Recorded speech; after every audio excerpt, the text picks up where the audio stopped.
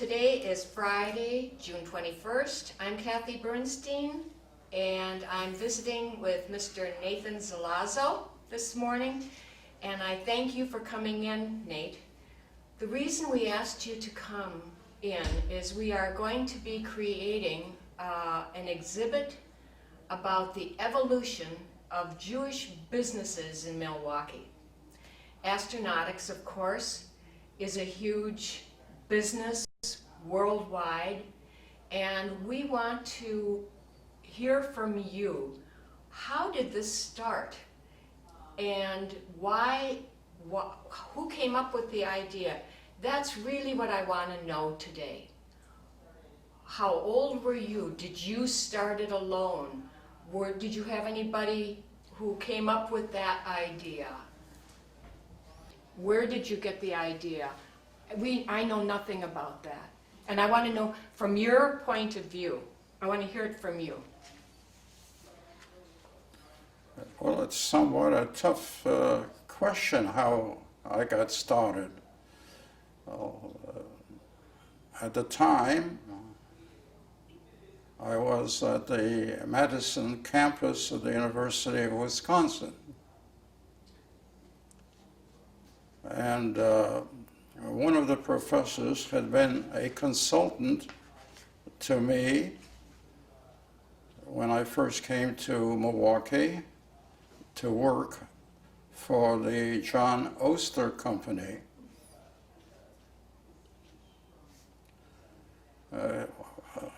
He understood that I was about to leave for the West Coast because the Oster company was moving the facility to Florida, the part that was in the aviation arena. At the time, not very much different than today, the philosophy was Wisconsin needed more technology. So he evidently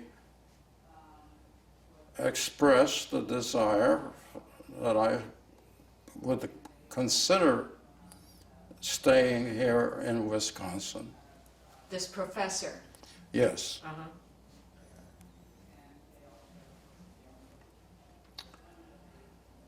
It so happened that I was fairly well acquainted with quite a number of people in the Air Force at Wright Field, which was a research and development operation for the United States Air Force in Ohio. And I was called by my friend there saying, "Nate, you've been working with Professor Y.T. Lee at MIT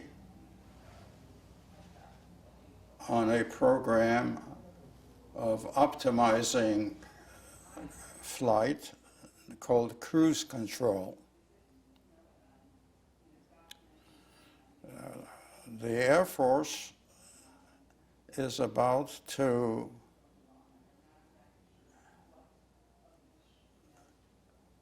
compete a program with respect to going out into space. Why don't you call Professor Ackerman at the University of Minnesota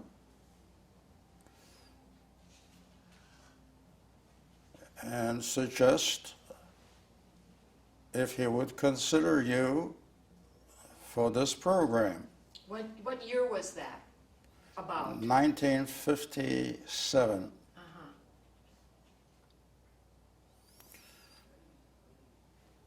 Under the circumstances of, as you can see, Air Force as well as the university were kind of pushing me. I called Professor Ackerman. I said, would you be interested in us replying to the request of the Air Force proposal? He said, well,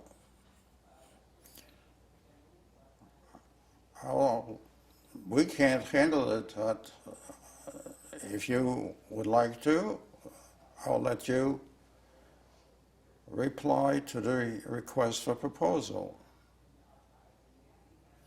And at that time, one of my former employees from Oster,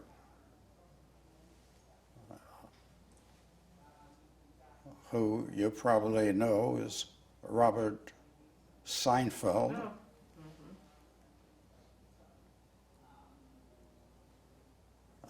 And a friend at MIT who just became a professor. We wrote the proposal and we won. So here I was, without a place.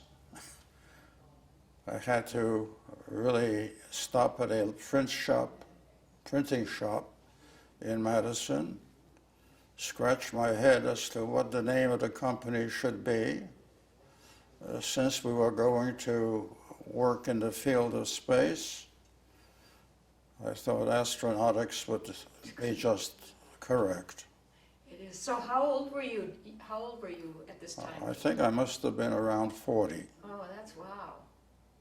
And how, I'm going to back up a little bit. You came here from Russia? I came from Poland Poland. as a teenager. Okay. The difference between the United States and Europe at that age was like crossing 200 years. The closest technological aspect in Poland that I had in the city I lived in was an automobile. And we still were in that age where in my aunt's apartment we had a shop making shoes. Oh, wow. So it shows you back to the age of the situation. Did you come with your aunt or your parents? Who came with you to the United States? The reason I came to the United States was a result of the fact that my grandparents were in the United States in New York City. My mother was their youngest daughter. My father had to be 5 years to become a citizen before he was able to take his wife, my mother, and my younger sister to the United States. So you lived with your aunt and your mother? I came with my mother and sister Oh, your aunt stayed? to the city of New York. Mm-hmm. Okay. And you went to high school? For some reason, I was very fortunate because in junior high school in Bronx, my teacher, Ms. Benedict, chose me to go to a high school in New York City called Stuyvesant, which happens to be the outstanding high school even today in the United States. And as a matter of fact, I even had to take a test in order to get into the high school. It was the first time that I saw calculus. So didn't know a damn thing about it. At any rate, that high school was highly technical. I see. And of course, that was a time where I discovered the atomic structure of atoms and had a wonderful experience in technology. From there, I went to City College of New York. I was at Columbia University trying to take my master's when the war broke out. On that basis of the technology that I've had, I was able to be involved with the government program for the radar laboratories of the Army Signal Corps. But the Navy was more desperate about electronics and the radar that I ended up in Washington, D.C., actually across Admiral Rickover's office. And at the time it was called the View Ships. Had occasion to start what you might call the electronic division within the Bureau, with 1 foot in the Bureau of Ordnance, which is fire control. Again, I quite don't know, but the Admiral must have considered me to move from View Ships to View Air, and then from View Air right into the Pentagon for the Secretary of the Navy. You went to the Pentagon. You went to the Pentagon. So the Admiral moved you to the Pentagon? That's correct. Mm-hmm. Okay. So after the war? Well, to my surprise, at that time we had in Wisconsin a senator by the name of McCarthy. And it was a shocking experience for him to have a Jewish boy in the Pentagon who was a graduate of City College, which was considered fairly radical, and therefore was questioning my loyalty. So once again, it was the admirals who supported me, but I was a little shocked that after a decade that I was questioned. So I thought, well, notwithstanding everything I had learned in 10 years, I decided to go into industry, which afforded me an opportunity to be a vice president of a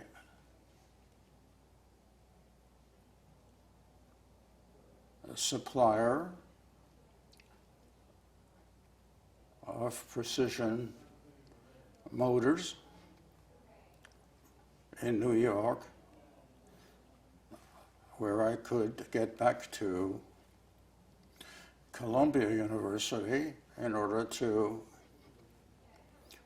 complete my master's in engineering. And here again,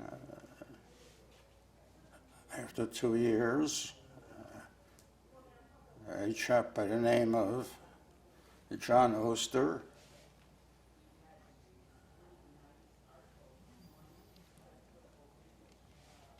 was having, I guess, a little problem with the Navy, asked me to join the firm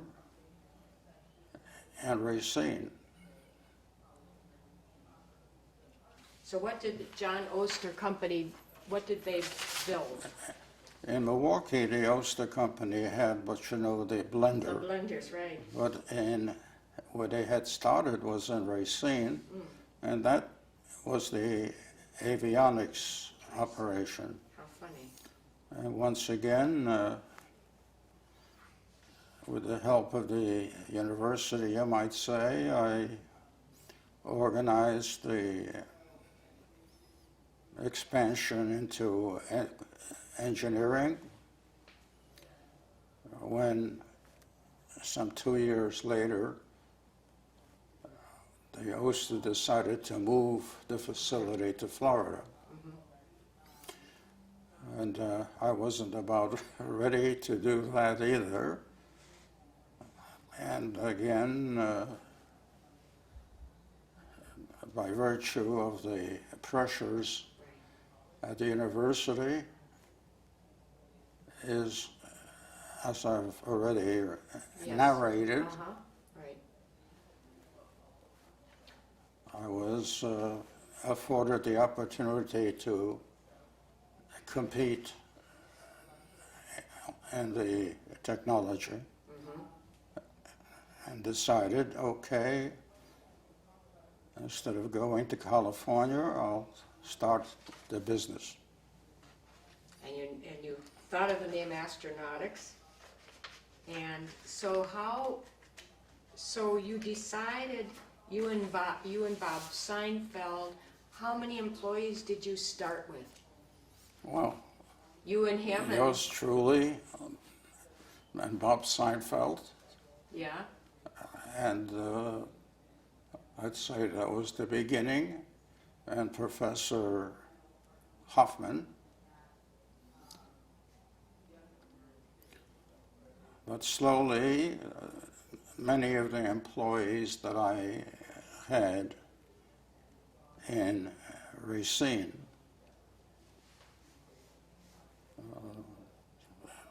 What you hired them to? desired that they would join me.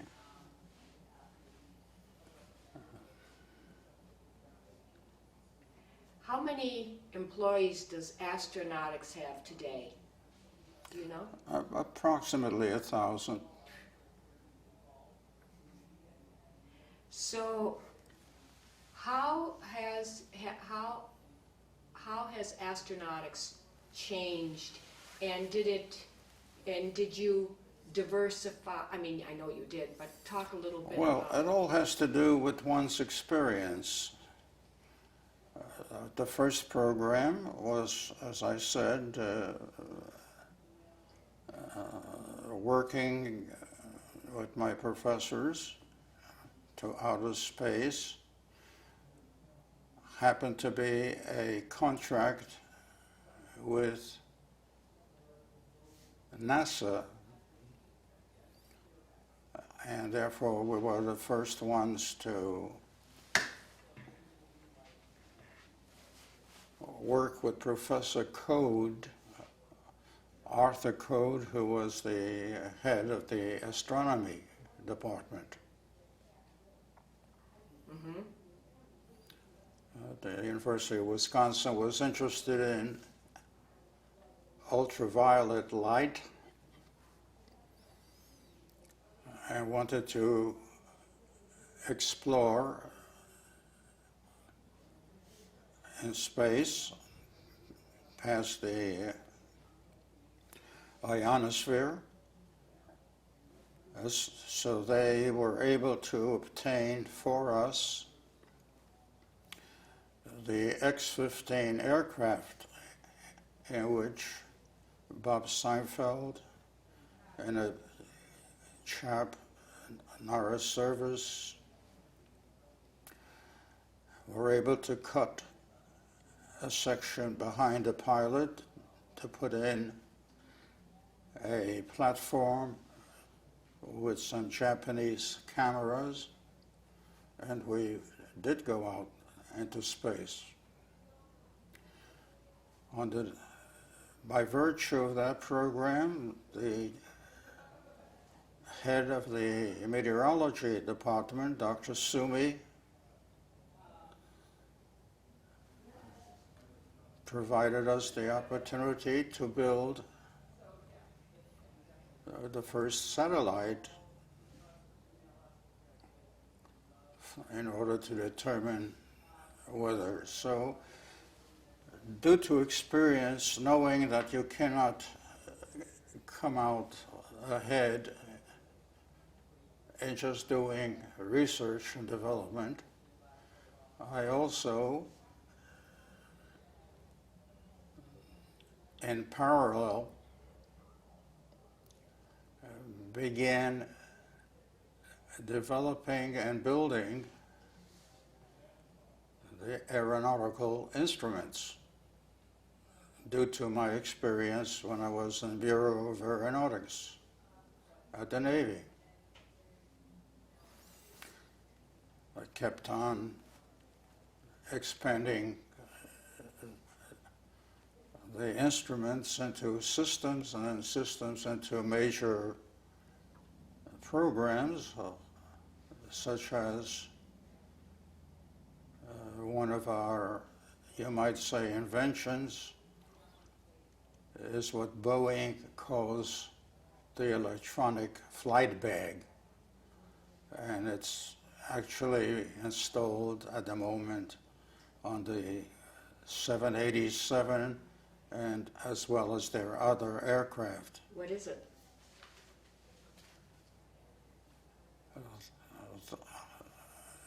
Came the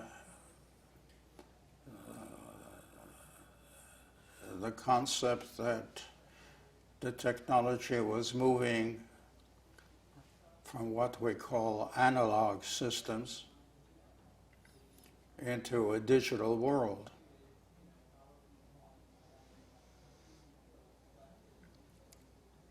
That appeared to me to be a good $200 million effort. By virtue of the company's ability, we were able to gamble with the Airbus people in Europe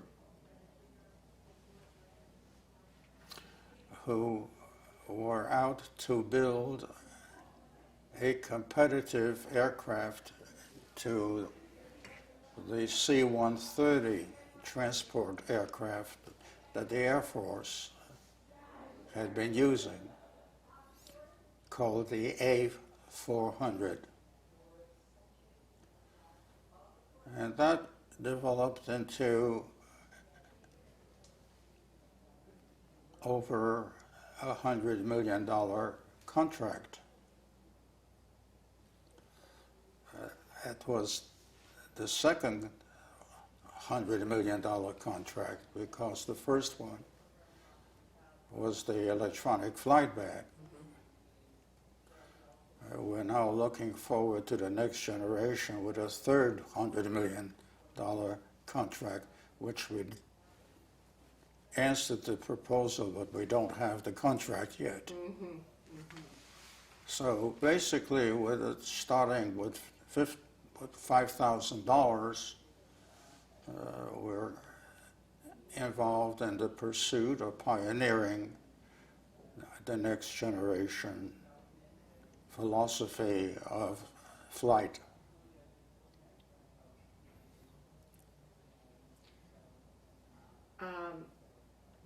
During all of this, you, I assume, got married, have children, and all of that, and you lived in Milwaukee, and you still go to the office?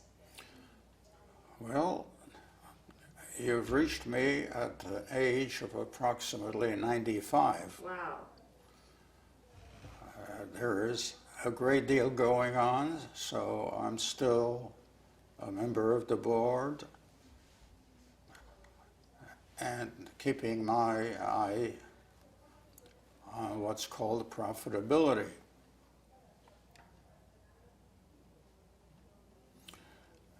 My son, I have 3 children, two, my son and daughter. My son is a PhD, and he runs our New Jersey operation. Oh.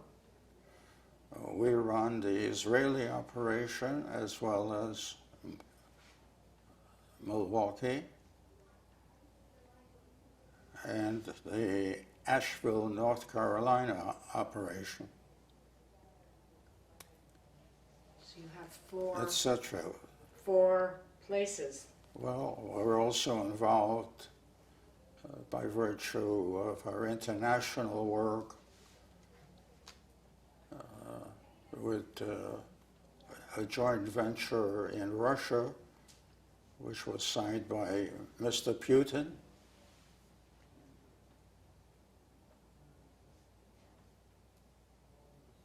What is that? We Or had don't you tell? we had an operation in Germany. We also are in New Mexico. And we're right now expanding our operation in Israel. When did you first become involved in Israel? Oh, The business-wise? Do you know? I can say when the embargo that France exercised against Israel upset me somewhat.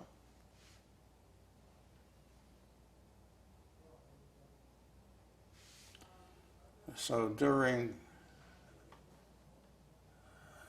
that time, I was exhibiting at the Paris Air Show.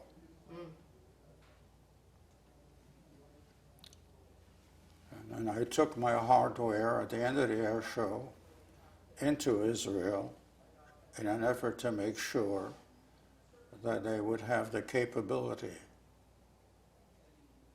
of 20th century equipment for aircraft.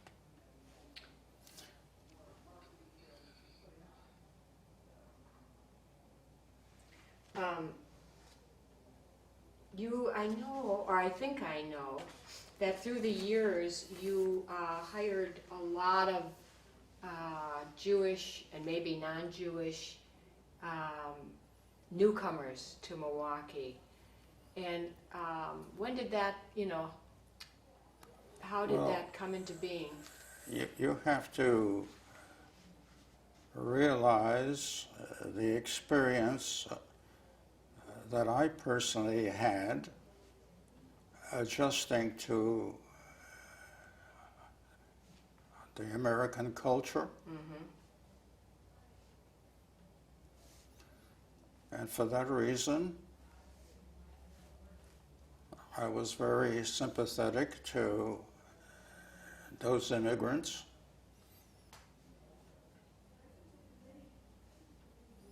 Of letting them adapt to the American way of life by virtue of experiencing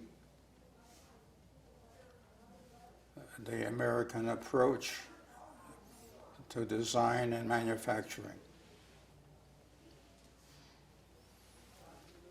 Do you still have people, immigrants coming to work for you? New ones? Yes. You do? And are they not Jewish, or are they Jewish, or everybody? Definitely. That doesn't matter. It doesn't matter. Has nothing to do with Right. religion.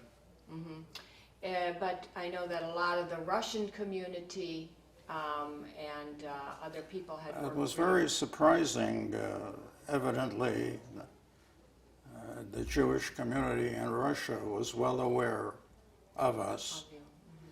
And for that reason, nearly everyone would start at our company I see. that came.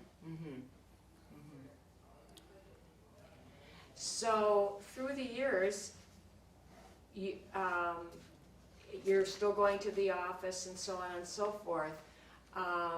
What were you involved, or were you a workaholic?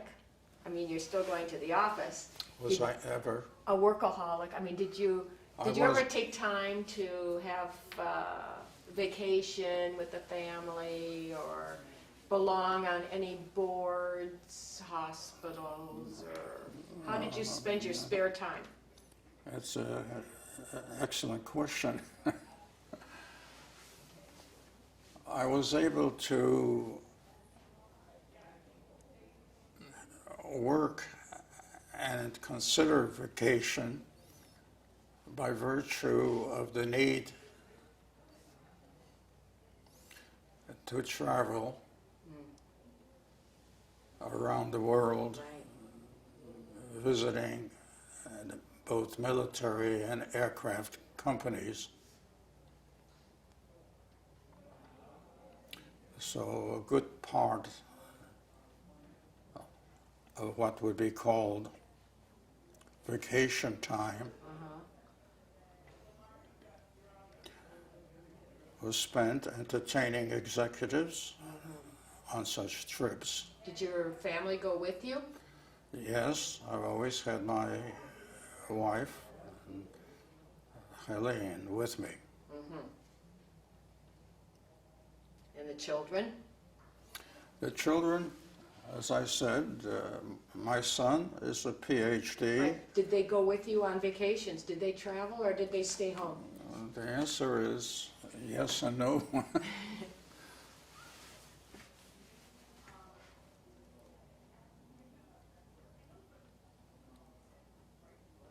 Okay.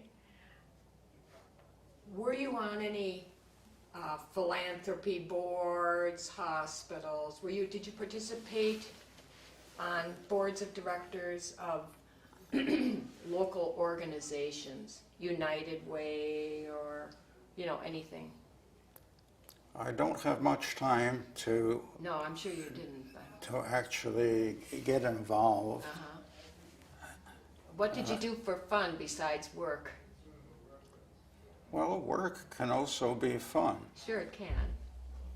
Symphony, ballet, the arts. Well,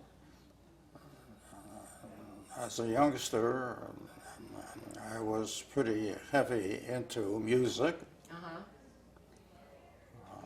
Did you play an instrument?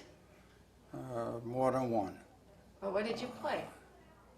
In Europe, I was involved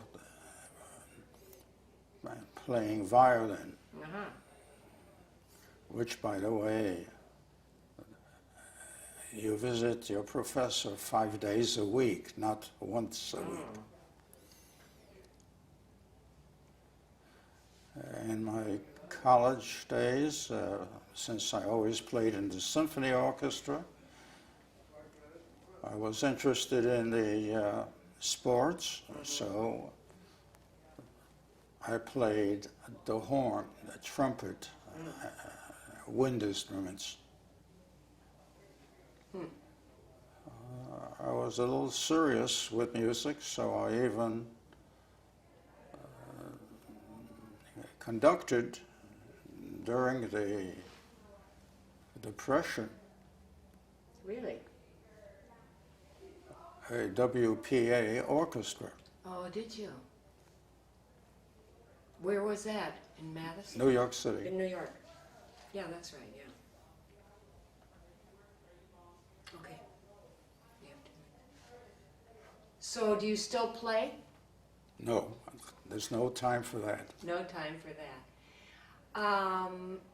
Anything else you want to add to this? I find your story so interesting, and I thank you for coming. Well, I mentioned that I have a grandson. Okay. How old is he and what is his name? His name is Daniel Zelazo. Mm-hmm. And how old?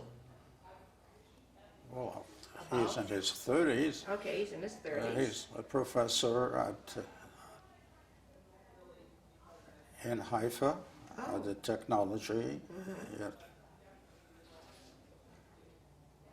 my daughter represents the company in California. Her name is? Annette Annette? Zelazo. Mm-hmm.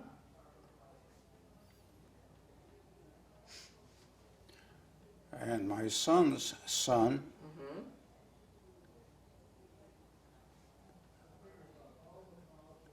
I am grooming to continue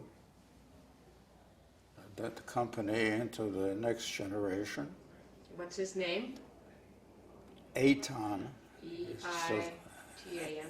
Eyton, Zelazo.